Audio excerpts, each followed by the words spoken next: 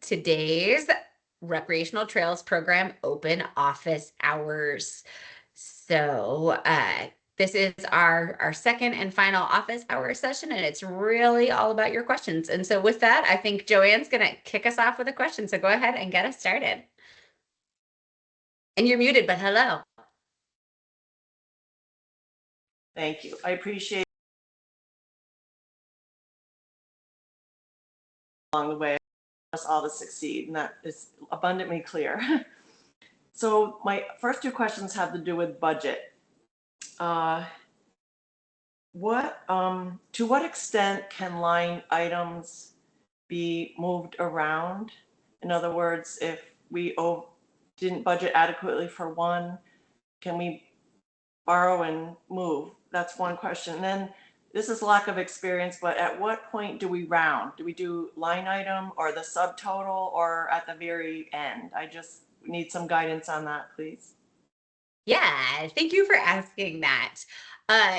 And so for starters, thinking about that first question of like how much flexibility is built into budgets.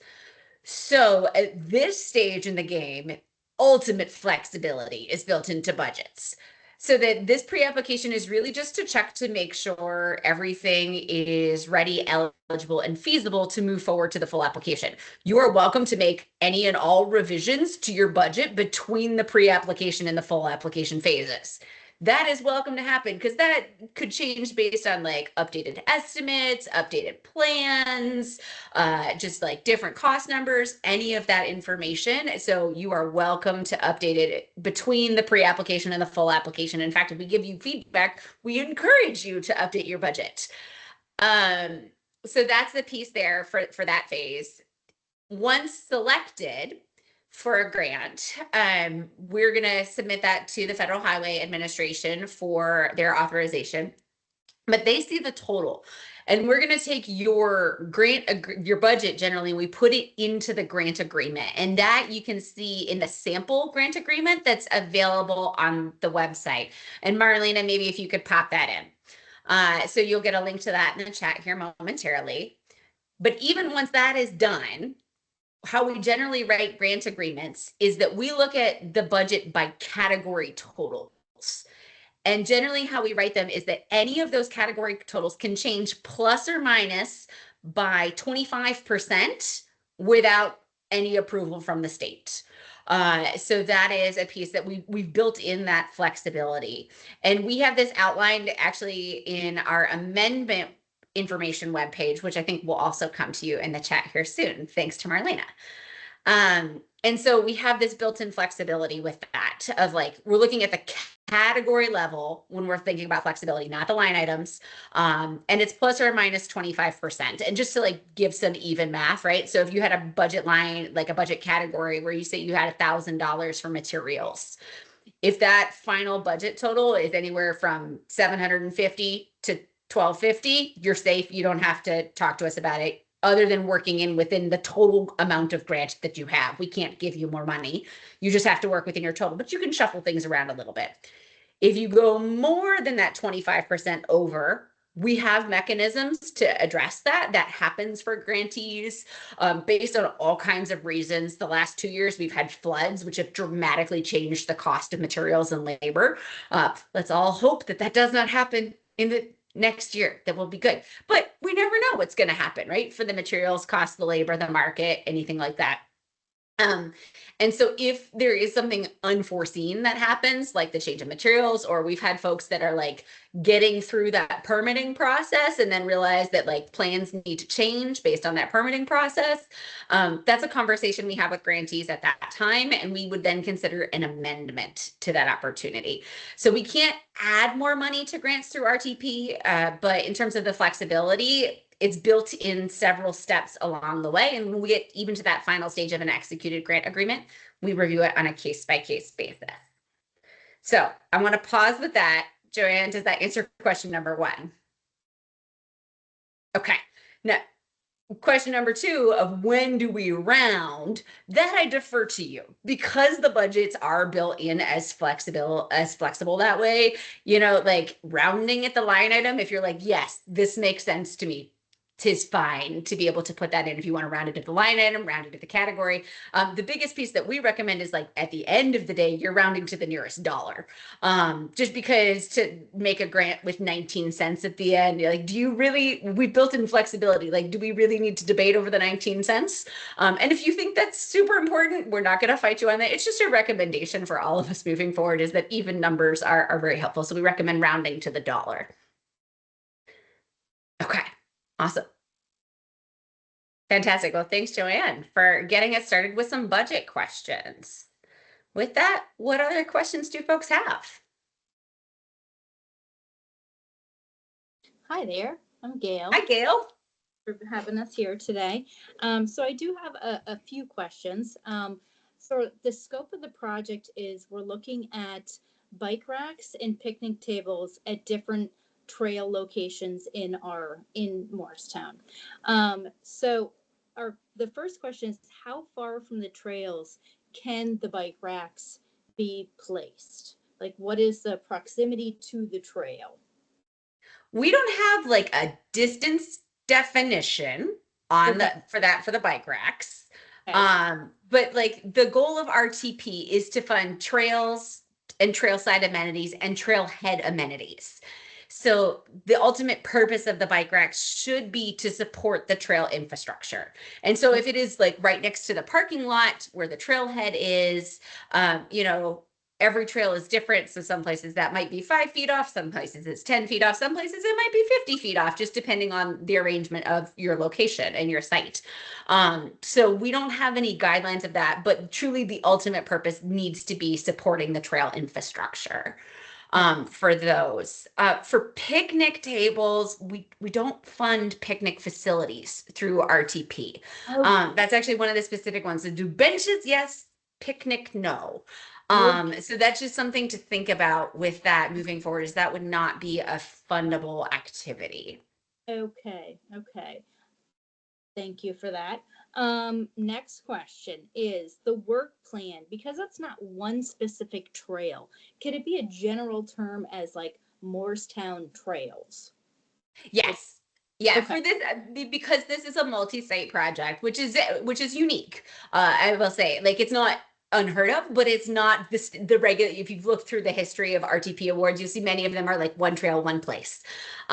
So, but this is totally possible. And so you Okay. can say it's the trails, and maybe like if you have different things that are happening at different places, like that is what you call out in your work plan as each line item. You know, Okay. as the, you know, trail A, trailhead, trail B, trailhead, trail C, trailhead. You could Okay. organize it that way, Okay. or which would help us to understand what's happening in each location. Or if you're thinking about it from a process point, if you're like, step 1 is order equipment, step 2, install equipment in these places, step 3, you know, like if there are different places, it just depends on how you're thinking about implementing the project. Okay. Either strategy is fine, so long as it clearly communicates what's happening when through the project. Okay. And then as far as like identifying the exact location, it is the Lamoille Valley Rail Trail is one of the trails in question here. Would we identify that by the mile marker? Like, what would you suggest? How do we identify that location of where we would put the bike rack? Mile marker is great if that's for the Memorial Valley Rail Trail in particular, like that could be great. It could also be like if you think that that's not the clearest way to communicate, for that one it probably is, but for other trails it could be, you know, at the intersection of Birch and Cook Street. You know, Okay. you can use those descriptions as makes sense Okay. for your Okay. location, because I haven't been there. I am not, you know, I am not super, and that's true for all of us, right? Like that's the piece, is it's so that we can pull it up on a map and be like, oh, we understand what's happening. Okay. Yes, okay, we can see it there. Because for us and our staff in this preliminary review, we're just checking that it's ready, eligible, and feasible.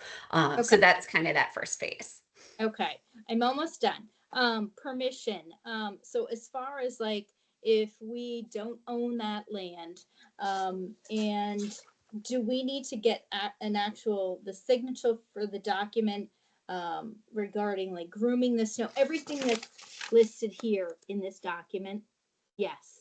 Even trail, Eventually. Not now. But not now. So Okay. for the pre-application phase where we are right now, Mm-hmm. all you'll need to share with us is what is in the pre-application form. And I've got that window open right here and I can screen share this. So for our landowner permissions, like all we need for the pre-application phase is the Mhm. answers to these questions of like, first off, tell us who owns the land. Right? Like, do you own it or does someone else own it? And if someone else owns it, do you already have signed permission or do you need to get signed permission? Okay. And if you need to get it, there's a follow-up question that just says, what is your plan for getting it? Okay. For the Lamoille Valley Rail Trail in particular, because that is one of the projects where VTrans does manage that piece. I'm going to stop sharing here real quick. Eventually, we will recommend that you get a letter from Jackie Casino or somebody else on the VTrans staff as a letter of support for that project, but that is for the full application phase, Okay. not for now. And Okay. if everything you could possibly want to know about landowner permissions is in the full application guidance that we actually posted on our website about a week and a half ago. So I think Marlena's going to grab that link for us and drop it in the chat, but you can go and see it there, but you don't need that for our December 6th deadline. You really Okay. just need that base plan of like, tell us who owns it and what's your plan if you need to get permission. And if you already have, like for the Lamoille Valley Rail Trail, I know in particular is one that like you might have a signed lease agreement with VTrans. If you already have that to do this type of maintenance, like that is your signed permission. Like you have a signed lease agreement, we will accept that. You don't need a separate form potentially. You probably still need the letter of support from Jackie Casino, but you don't need something else. But if it's say like you have a parcel along the trail and it's a private landowner that you're wanting to do, you'll need to identify that private landowner and eventually get signed landowner permission from them. And we have a form you can use for that that makes it easy, that you just awesome, like check some boxes and fill it in and then they can sign it. So there's a Beautiful. template available on the website for that. Okay. With multiple, would we need to do multiple climate resilience risk forms for each trail, or what's that going to look like? I, not knowing your sites and how many you're talking about, there's a lot of like unknowns with this. I would say like use your best judgment. That is an opportunity. It is a tool that is trying to communicate to first our staff, but then to our ranking committee, eventually in the full application phase, like what the risks are and how you're planning to mitigate those risks. And so if you're like, every place is the same, they all have the same answers, you can use one form and do that. If you Okay. have different segments that are like, well, in this place, there's truly different considerations, right? Like in this place, we're using like, we need this kind of pad under the bike rack because it's prone to be like a wet area, you know.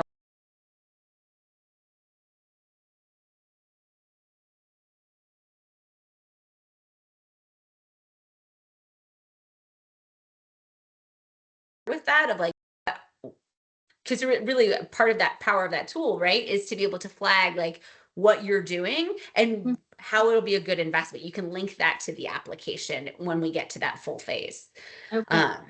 But for this pre-application phase, Yep. make your best judgment, submit to it. If we have questions, we would tell you for the full application phase, we do need to see this more. Like we do recommend you tease it out, or like you can just combine that. Like we'll give you feedback based on if we see anything that is noticeable. What we're looking for is that like in the climate piece, like we're going to be pulling things out and looking for some specific factors. Mostly it's to flag it for applicants to consider this in the full application. And then like beyond that, we're looking for things like it's filled out and you did the assessment. And you didn't say, when we're like, what is the trail surface? You didn't say unknown, because that's not ready for RTP. If you don't know what the trail is going to be yet, like the surface, it's just not ready yet. It needs more planning before we go, because you're probably not going to be able to get there in time. So that's the level of preliminary view we're using for that climate resilience risk form. Okay, and just a follow-up question, and it may be a silly question, but are we looking at the specific site where that bike rack is going to be placed, not the entire scope of the trail? Yep. where the Okay. work will happen. Okay. And then last question. Thank you so much, everyone, for being so patient. What about the permit navigator versus the community? There's because it's a multi-parcel project. How's that work? Yeah. That is what you really should have it done for each site. So you can do like the permit navigator for each, like, because it is distinctive, like it's here and then here. You can submit 2 different permit navigator reports because it's that kind of distinct point places. Okay. Okay. Where like the project review sheet comes into play, like we've had folks that are like, we're doing 4 miles of trail that crosses through 16 landowners, goes over the hill, down by the river, like it's all the places. And like that tool was just not built to understand the complexities of that scale of.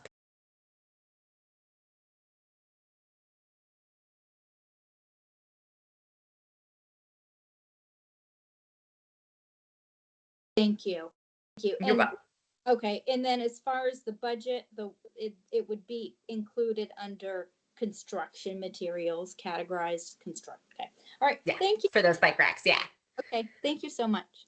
You're welcome. Tom, you're next in our queue. So go ahead. Hey, thank you, Lauren. My name's Tom Clark. I'm with Local Motion, and my responsibility is to operate the bike ferry, which takes passengers from one side of the Island Line Trail to the other side. The south end is owned by Colchester, but now it's actually owned by the Department of Forests and Parks. And the other side is South Hero. We carry about 25,000 passengers from one side to the other over the course of 100 plus days during the season. And I'm not sure we are even going to qualify for funding, but I'm going to give it a shot. We have infrastructure out on both sides of the trail, and that infrastructure are docks that are set up for passengers' convenience to get down to the boat and back up onto land. And there's about $1 million worth of docks out there on both sides.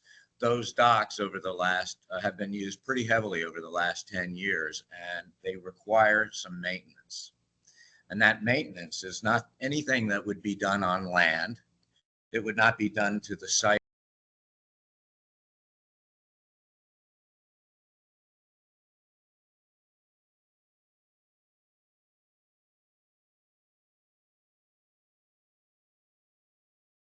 You can find, as you probably know, Local Motion is a nonprofit, and our business is keeping people on bikes and walking, and it's all about the infrastructure that people require to have fun and get from place to place by foot or by bike.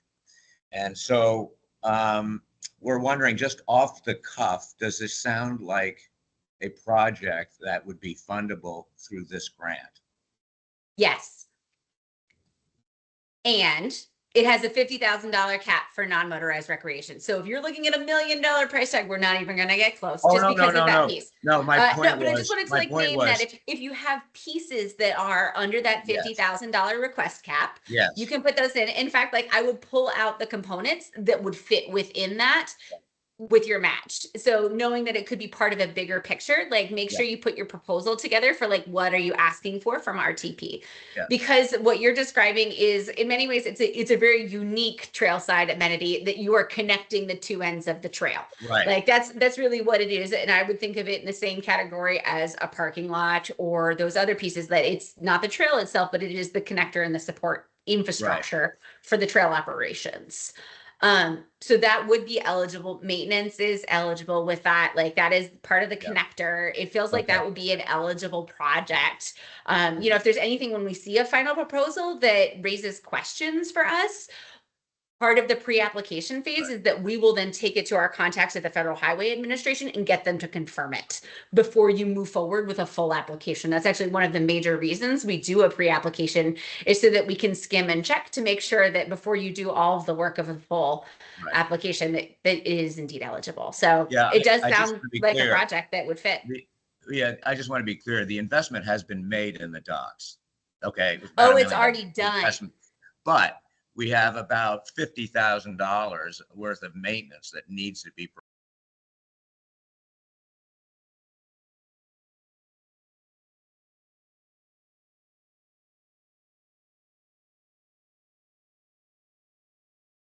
That's great. Now, I just want to make sure I understood this. So at this point in time, all you're looking for is that one form, the pre-application form. Is that correct? Or do you need the budget form as well? Yes, there are 5 documents potentially that we need, and they're the ones that are listed on the website. So it's the pre-application form, which is that quick piece, the work plan, the budget, the permit navigator report, and the climate resilience risk form. Okay. So All of those are that the needs to 5 be done pieces that by we're the looking 6th. for any project that involves like what we call construction, which is basically like any work, maintenance, building of a physical resource. Yeah. We do have within RTP like a small tiny pot of education funds, and we've had, you know, folks who are submitting for like equipment to do maintenance, but it's not the maintenance itself, which is non-construction. So like a permit report isn't going to help you buy a trailer. Like we don't need those physical pieces for those types of projects, but if it's any type of maintenance or construction work, we do need those 5 documents. Okay. By December 6th. So Yes. I'm clear. Okay, good. Yes. And one last thing, we do run on a small grant from the Department of Transportation. And I'm sure that you guys communicate with those guys when you need to in terms of doing your due diligence in terms, okay. I just want to make sure you guys are talking to them. Yeah, we talk to them when it comes up. That's a piece. It's like when we Yeah. see that intersection, if we have questions. Generally, though, our grant making is pretty independent.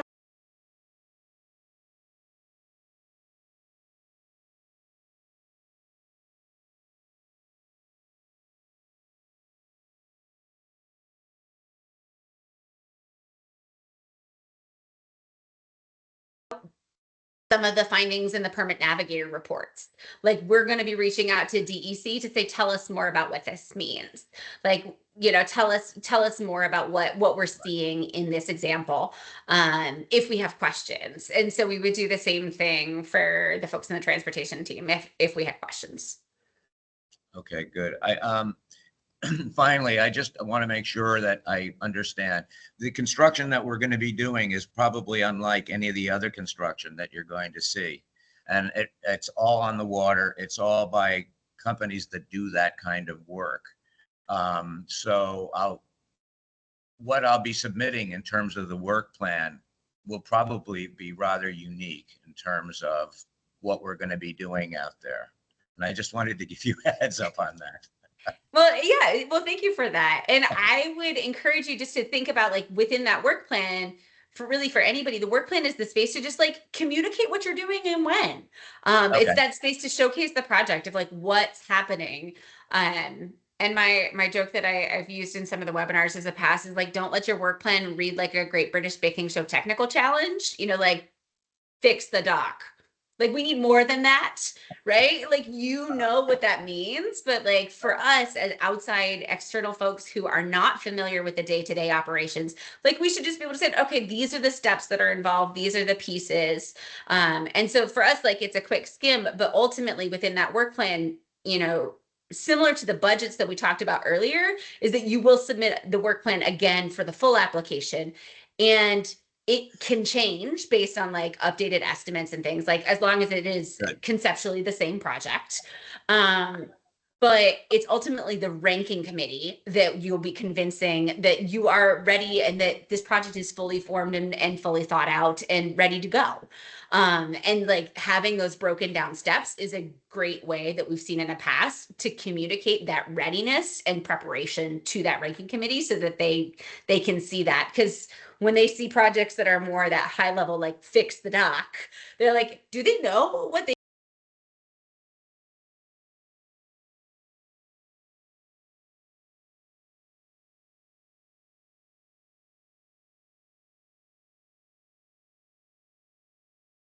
the work plans and to pull out to say, well, what are you doing? This is what's going to Yeah. go in the grant agreement as your scope.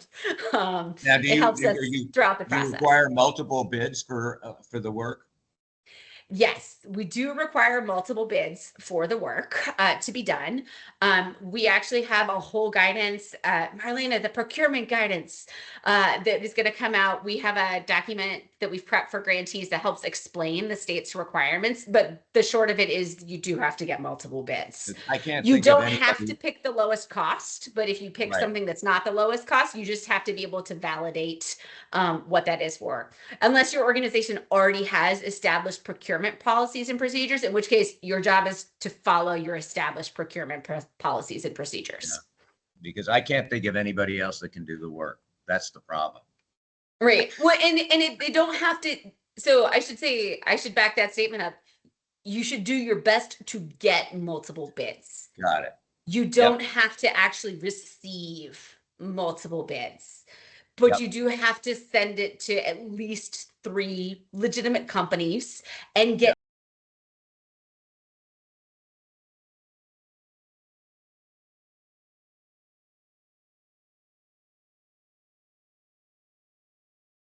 you as the state.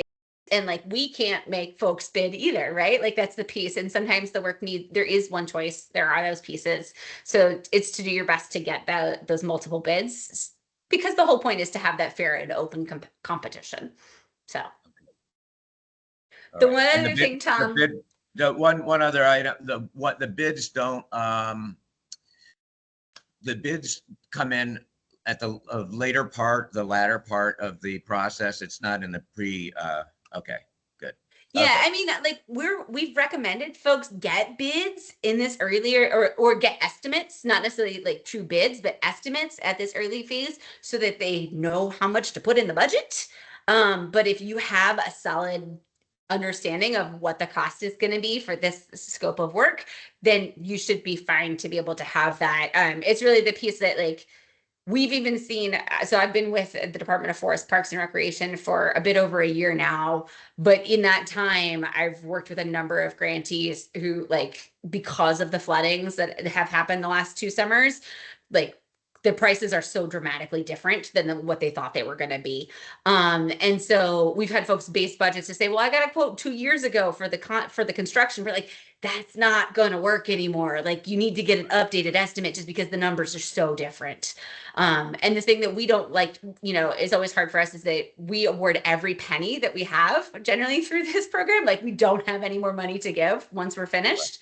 And so we want to make sure everybody has the right amount of money to start with to really be successful. Okay, thank you. And sorry to dominate the conversation. Oh, no, we're all about questions today. And because, Tom, the one other piece that I did want to mention, thinking about your timeline, is just to make sure, like, as you're planning your work plan, and really for anybody on the call, is to watch that implementation period that we have on the website. So because the way these projects work, for anything that is going to be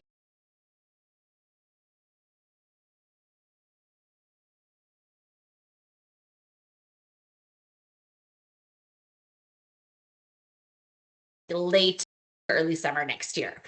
So we've told people July 14th is a good planned start date. So just for everybody to watch that. So if you're like, my work's going to happen in April, RTP is not the fit for you, just because the timeline doesn't match. And that's a Federal Highway Administration requirement.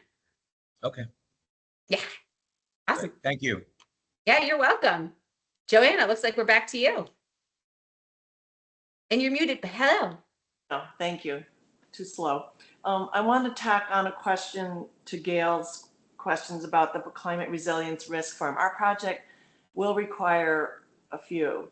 So in the instructions, there's no file format for more than one application. If you have, are you going to leave that to our imagination, or do you want to put something up on the website for us to reference?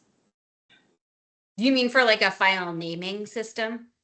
Correct. Like, you have a specified file name for the application, the budget, work plan, blah, blah, but what about these forms? Because we'll be submitting 3 or 4.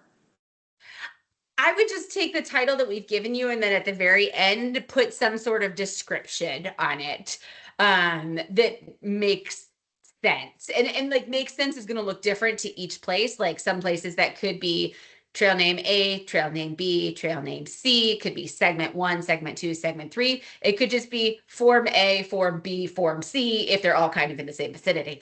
I would just name them separately. So we're like, aha, you have submitted 3 things and they are different.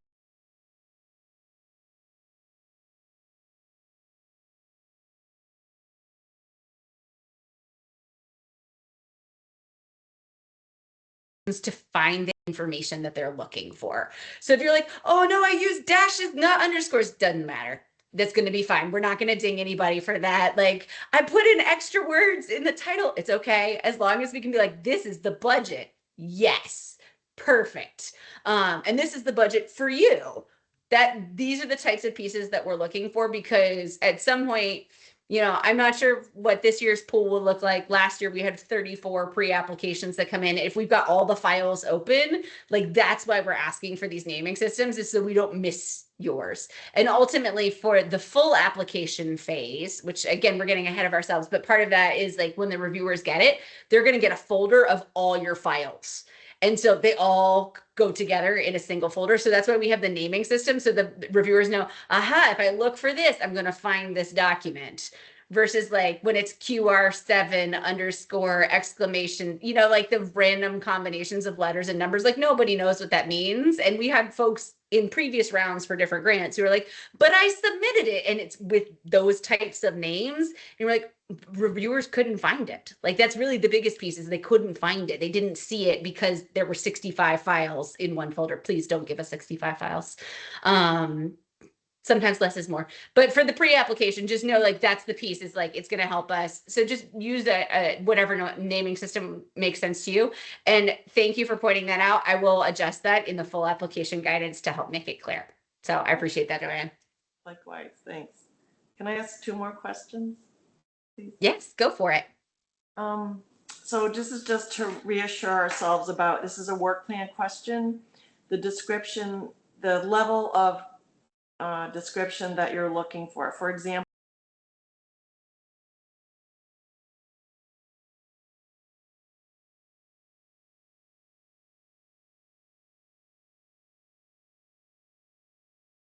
mini skid steer, can we just say skid steer plus minus required attachments? Yes. That's yeah, because part of the piece with the work plan, like for that level of detail, just to share with everybody, like part of that value for us is ultimately when we get to the compliance phase, when we're doing our historical review for section 106 and working with the Department of Historical Preservation about that. If you're working like with heavy machinery, it's just so fundamentally different in terms of how it reviews than like shovels or even like hand tools. And so having a concept when you're like, we're doing water bar work. Are you doing water bar work with a Matic? Are you doing water bar work with a backhoe? Because it helps us understand the scale of projects. So that's why we ask about the tools. Like you don't have to be like super, super specific. I mean, you can if you know, but like you're not going to be beholden to that level of detail. That's good background information to understand. Thank you for saying that. No, really. And then one last question about the budget. We'll be using pre-eligible. I'm sure they're eligible, but I'm not sure about one. Actually, that's my question. Pre-application expenses as a match. So if a permit was budgeted and covered by the VOREC grant, is that eligible? I think the answer is yes, but I just want to verify. Yes. Perfect. So RTP with their pre-award expenses, pre-award expenses, which is what we call all the expenses that are eligible up to that signed grant agreement. You can use pre-award expenses as match only. They cannot be reimbursed for RTP as match for that RTP grant, and they are only related to planning and permitting. as those phases. And so I'm just being clear for our recording's sake. If you have like, well, we've already done site prep for this, that's construction work. That's actually not eligible as pre-award match that way. But the pre-award planning and permitting can be used as matched for that. So, and it for your matching funds, as long as it's being covered by any eligible matching source, whether that's other state grants, local cash match, private foundations, private contributions, in-kind labor, all of the eligible match types count. So any of those eligible costs can be covered.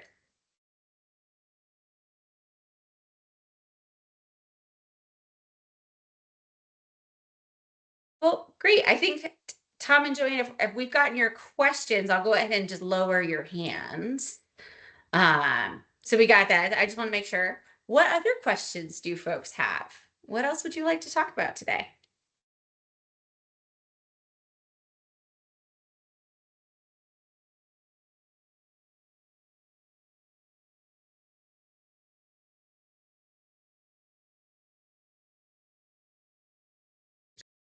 There's a fair amount of work that needs to be done. If I need some help during the process, say tomorrow afternoon or Friday morning, is there somebody I can call? Unfortunately, no. That we're not setting up one-to-one calls, but you can email us. So that you Okay. can't call us because we don't have capacity to meet one-to-one with every applicant. Okay. And so because of that, that's why we're hosting office hours like this, to be able to address everybody's questions together, record it, and share it. But we are happy to answer questions one-to-one via email. And we get to those pretty quickly. Marlena, who's actually here today, she's our grant specialist who supports our team. She, myself, and we have another grant specialist, Joe Kill. All three of us monitor the shared inbox. So everything where it says email ANR to FPR recreation grants at vermont.gov, there's three of us who watch that inbox. And we know as we get closer to those deadlines that those questions will all come in. And so we turn them around as fast as we can. So we're happy to answer those questions via email. And if probably not Friday morning, but if there's a question before then that comes in that we legit can't answer through email, then we will set up a one-to-one if needed. But on the whole, we are able to answer most questions back and forth through email. Great. Thank you. Yeah.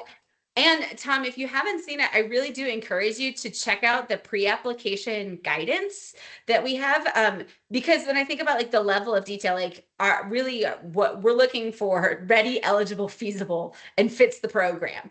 That's what we're skimming for at this phase in the game. And we have throughout that pre-application guidance, even at the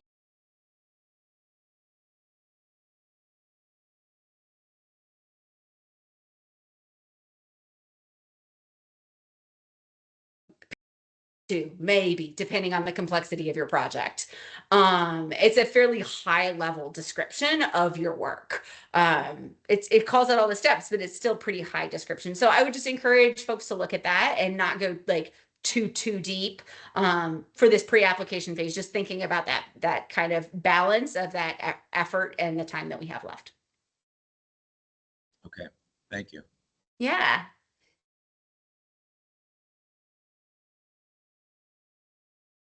I will say when we get to the full application phase, we are prepared, and we anticipate at that point, we will probably have capacity to meet with folks one-to-one. So if you're but it's here, once we get to full application, we're anticipating we will still have more webinars. We're going to have office hours, but probably we'll have a bit more capacity to meet one-to-one with that. We just don't know going into the pre-application how many folks that we have and that time period. So.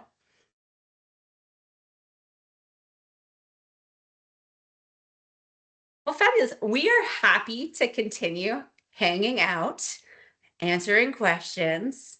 But if your questions have been all answered and you're good to go, you're welcome to sign off and get on with your day. You will get a copy of this recording afterwards. But again, we're happy to stay on, but this time is for you. So use it however makes sense for you. Thank you. Have a great day. Thanks very much. Yeah, you're See ya. welcome.